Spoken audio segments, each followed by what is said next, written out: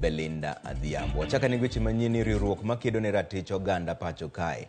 Men Kenya Human Rights Commission oyango ni gitere doho chenro ma osebedo ka dhi mbele mar muko ute jodak ma aluora ma Athi River kagidwaro mondo chung chenro no nikech en ataro mar ratich oganda. Kane giloso kawuono e apisgi e boma ma Nairobi, jata tije duol no iluongo ni Martin Mavednina olero ni onge chik moro amora mowuok e doho masiro chenro mar muko udigo. Manager ma ochung ne chenro mag riwruogno Mary Kambo owacho ni chenro mar muko udigo onego tae yo marito ratich oganda mar bedo gi mwandu kaachiel kod yudo arita makare.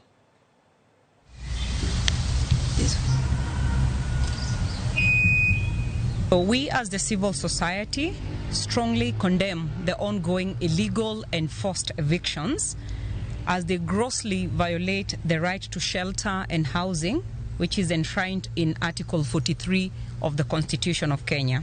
The United Nations guidelines on evictions, together with Section 152E of the Land Law Amendment Act 2017, stipulates evictions cannot be conducted subject to the issuance of a 3-month notice.